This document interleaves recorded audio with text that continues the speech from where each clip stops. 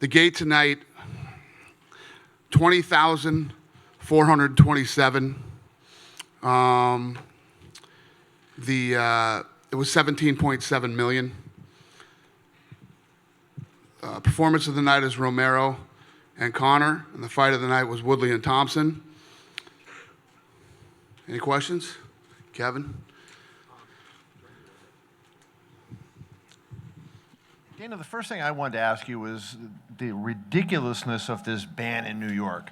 And you know what? Nobody died tonight. Nobody had a traumatic brain injury. Nobody had anything happen. Right. And I wonder, if that makes you look back at how ignorant these lawmakers were here in keeping MMA out of this state for 19 years. It wasn't ignorant. It was dirty politics is what it was. Everybody knows the story. For those of you that don't, the Fertittas, my old partners, own the 4th largest gaming company in Nevada, and the Las Vegas Culinary Union is what kept us out of here, and Shelley Silver. So that's really why we weren't here. But on a lighter note, because of all the 8 years of dirty politics that went on, and I would like to thank the Las Vegas Culinary Union for spending their members' dues to help make this the biggest night ever in UFC history. Thank you, dummies. And the other thing I wanted to ask you to follow up on that, even when they approved it, the state legislature approved it. Right. You had those comments that they were making that were way over the top about the injuries and all the stuff that would happen. Where are they now? Right, and that's what I'm asking you is like, do you think that, maybe finally MMA can get acceptance and not have to go through this type of stuff? Yeah, well, as soon as the Fertittas were gone, they scattered like roaches on to the next one, some other way to mess with the Fertittas, and they're done with the UFC. So it was disgusting and whatever. But sitting here tonight, we broke every record in UFC history tonight. Every record. Every record. The only one I'm waiting on now is the Fox number. How did Fox Sports 1 do? And it would be really, really weird and make no sense if we didn't break that record too. So, Dana, turned out good for us. Dana. Yeah. How was the pay-per-view numbers? How are they trending right now? Very good. You think you broke? We did. We broke the record. Okay. And so overall, kind of, what's your kind of thought of UFC 205? Kind of how the fighters looked, how Connor looked out there, and Connor's special. Everybody's been saying, wait till he faces a wrestler. Wait till he faces a wrestler. He throws that left hand with no effort, but boy, when it touches people, they go. It's unbelievable. A lot of confusion in the cage afterwards with the lack of the 2 belts. I know you guys ran. Whoa. Just for the record, I'm not supposed to bring his belt. He's supposed to bring his belt. Right? He's yelling at me because I don't have his belt. I'm like, no, you're supposed to bring your belt, and I give you the new belt. Sure. So we went back there, and Tyron Woodley gave us his belt. So Has Connor given it back to Tyron Woodley? Huh? He got it back, yeah. He let us borrow his belt. What did you say to Connor in the cage? You after he got the belt, you went up to him and you said something to him. What did you say kind of at that point after you gave him that second belt? I don't even remember. Thanks, Dana. Thank you. Hi, Dana. Hi. I'm with CNBC. A question I have for you. Some of these tickets priced for more than $18,000 today. Do you guys think you might be pricing out fans who do want to come see the show? Because this was a really big fight and the tickets did sell for a lot. We definitely price fans out. There's no doubt that did happen. Not one of my favorite things to do, but basically there's this thing that happens right now. It's no different than, it's dynamic pricing. It's no different than, a plane ticket. When there's so much demand, the plane ticket goes up. That's what happened. But yeah, the place was sold out. It was packed to the rafters. We broke the Madison Square Garden, record, which I don't think will ever be broken again. Jesus is going to have to fight the devil to break that record, man. I just don't see what does it, but yeah. And then a follow-up question I had for that. Like we said, MMA is returning after nearly a 20-year ban. So economically, what do you think UFC can bring to New York in the coming years? It's what I've been saying since day one.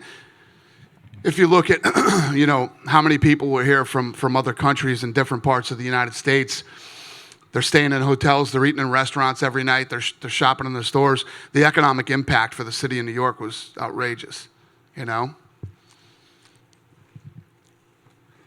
guys done with me? No? Obviously, a little bit of controversy with Wonder Boy and Woodley and how that played out. Well, not necessarily controversy, but confusion more than anything else. It wasn't. I think what happened was they were really trying to make sure those scores were totaled right, and you don't want to mess that up. And even when we came back, you could tell Tyrone thought we were going to say, "Oops," Wonder Boy won, but it was a draw. And when you look at that fight, you could call that fight. I actually had it even going into the 5th round, but my opinion doesn't mean so.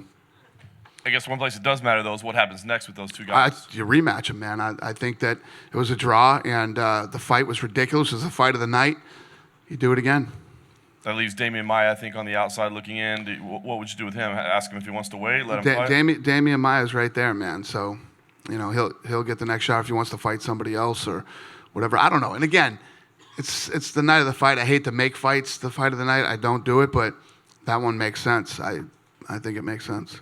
The other two big questions, of course, Conor, I guess we can't wait to talk to him and find out what he wants to do next. But what do you see? I mean, you guys had very differing opinions about the future of his career. You're saying he's got to – well, you said that he needed to give up a belt. He's saying you're going to have to get an army together to take one of those belts away. Yeah. Where do you stand right now? I mean, with the star as bright as him, could he find a way to maybe do both these belts? Listen, I've never dealt with anybody like this kid on so many different levels. Normally he walks out of the octagon and he goes, I want to fight this guy next. Nobody does that. Nobody has ever done that. Nobody's ever walked out of the octagon and told me they want to turn right around and fight again.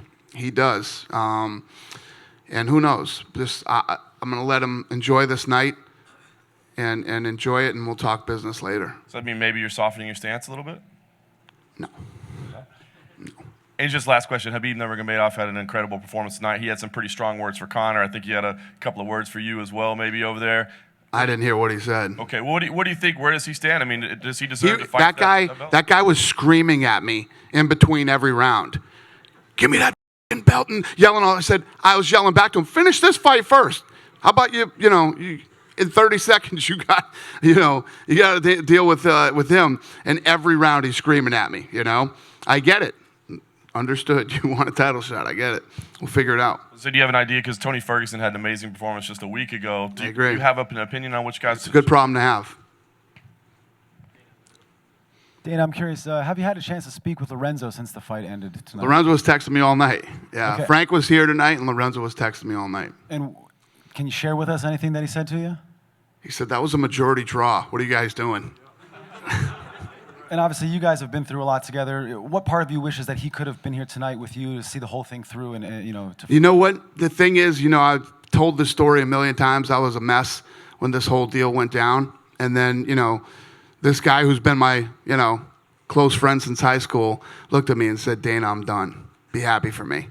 So he's in South Bend. He went to his son's football game today, Notre Dame, and he's doing what he wants to do now.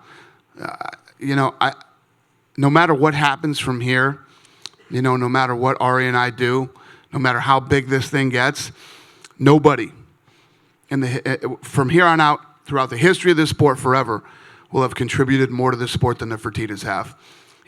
It's easy to get into this sport now, right? We're breaking records at Madison Square Garden. The numbers are through the roof. Everything's crazy. They were doing this at a time where it didn't look good and it didn't look like the money was going to come back to them, yet they kept pumping money in. There will never be bigger contributors to this sport ever than the Fertitta brothers. So, Dana, Wall Street Journal, 2 quick questions for you. One is... Hey, where were you this week? I was here. We got no coverage from you guys at all. There was an You interview did? with Dana White in the Wall Street Journal today. I missed it. All right. All right. Hey, sorry. Go ahead. All right. It was a good interview. All right. Thank you. Okay, first question is, did you have to pay a curfew fine tonight from the Garden? No, I don't think so. Okay. And then Is that what they normally do if you go too late? well, usually with concerts, I don't know how it works with sports, but concerts it's 11 and it's 10,000 a minute. Holy shit, I hope we don't have to pay that. Ouch. Yeah. Oh, God, I hope not. And then the second thing is, in full sum, why was Conor perfect for this specific event in New York? There's a lot of Irish here in this town, a lot of Irish history, and he wanted to fight here so bad. This was like a huge dream of his, and Yeah, it's just he was made for this event. Plus, that flight from Ireland's way shorter than Vegas. You know. Hey. Kenny Johnson, Ring TV. 2 questions. One, to top this fight, we ever think about going to a stadium, go to Croke Park in Ireland, or go down to the south to Jerry World in Dallas and try to top the attendance record with a big card with maybe Conor and Ronda on it? Yeah, you know, we've thought about Dallas, Texas Stadium. We thought about Croke Park. We talked about that forever. Ari and I are going to Russia in the next couple of weeks. We're working on Russia. We're working on China. We're making some real big moves here in the next several months. And the whole thing with Ronda, her showing up out the blue and not speaking, is that something that she's going to do coming up to the next fight? That was, first of all, she was never supposed to speak, and neither was Amanda. My production guys screwed that thing up. And the thing that, you know, it made Ronda look bad again, like she just stormed off and didn't do it. They were not supposed to do an interview. They were supposed to go up there, square off, and they're both supposed to walk away. So. Why'd you grab her by the arm then? Huh? Why'd you grab her by the arm? Because what I was doing, so they squared off, and then I was getting them to face forward, and I was waiting for somebody to bring Amanda's belt. You know how we do that? To put the belt so then you guys could take the pictures of them moving forward. And then I grab her and I turn around, and Rogan's interviewing her. Right? I was trying to get them to stand forward and then somebody bring Amanda the belt. Hey, we're not perfect all the time. We actually, our team coming into this big event, we made a lot of mistakes at this event that I'm not happy about. Not stuff that you would notice, but I try to be perfect, but it didn't work out. Is she gonna talk? Huh? Is she gonna talk? Ronda's been talking. She was on Ellen. She's doing Kimmel. She's doing all the talk shows. She gonna talk to you guys? I don't know. Huh? Yep. Dana over here. What did you think of the Carolina and Joanna fight? Also, are you going to give Carolina her wish and give her that rematch in Poland in 2017? Yeah, that fight was awesome. I mean, both those girls wanted that fight really bad. Carolina is a girl. Joanna wanted her here and wanted to fight her, and both girls had hematomas tonight. Joanna had a broken nose, and these two, it was a stylistic, technical dogfight. Man, it was awesome. Great fight. Rematch. Carolina wants the rematch real bad. Her guys have been all over me. We'll see what happens. I think we do Claudia Gadelha and Carolina, and then see what happens. But again, I don't like making fights the night of the fight, so we'll see what happens. Hey, what's up, buddy? Dana, right over here. Yeah. Thoughts on Raquel Pennington's performance tonight against Miesha Tate, and thoughts on Miesha Tate retiring? Were you surprised by that? Yeah. So Raquel has looked better and better and better every time she fights. She's looking really good.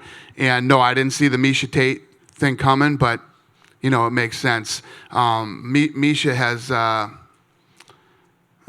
been so tough and durable, and not a tough durable one, but a tough durable athlete. Been in this for so long, and you know I could just tell when I talked to her tonight. Her and I had a little bit of a thing tonight. You know, she was refusing to go to the hospital, and I'm like, "You're going to the hospital?" She's like, "F you, I don't work for you anymore." So yeah, I was like, "That's a good point, but." You need to go to the hospital. So she's upset and she's very emotional. But you know, I care about Miesha a lot, and I think she's going to do just fine in her life after fighting. You know, I said, listen. Then I had to start begging. If you go to the hospital tonight, I'll get you another job doing something else. You know, then I can be your boss again. So she went. Yeah, she has to go. You know what I mean? Yeah. Dana over here. Yoel Romero, Michael Bisping, we saw there was a bit of an exchange during the broadcast, but is that set in stone? I didn't see that, yeah, okay. Is that, yeah, Michael. But yeah, that's the fight that makes sense. I mean, he beat Chris Weidman tonight. Is that UFC 206? Is that off the table? Is it are we looking at next? Oh, I don't know. I don't know when, but yeah, that's the fight. And one more question. It was an interesting moment when Bruce Buffer left the octagon, went out to double check the announcement and came in and sort of gave the wrong one. Do you know what exactly happened there? Yeah, I think that the commission was trying to be correct. They were adding up the scores again. I don't know if somebody started to add and thought that it was wrong or whatever the deal was. They, they messed it up. They just wanted to make sure that they got that thing right, so we had to come in and do it again. It rarely ever happens in the UFC. It happened one time, no big deal. Listen, it would have been a major, major screw up if it was the other way around. Like we had to say, "Oops, you didn't win, he won," and switch the belt. That would have been real bad. So it worked out all right. Yep, done. Yeah. Hey, so. Leading up to this fight, Wednesday's press conference was awesome. The weigh-ins were one of the most incredible things I've ever been a part of. And tonight, I told the fighters yesterday, I've done everything I can do. All the bells and whistles, all the stuff that I do is done. It's up to you guys. They went in and delivered. I know that I don't have the best relationship with you guys sometimes and everything else, but you guys are such a huge part of tonight, and thank you for all that you do and the hard work that you put in over the years.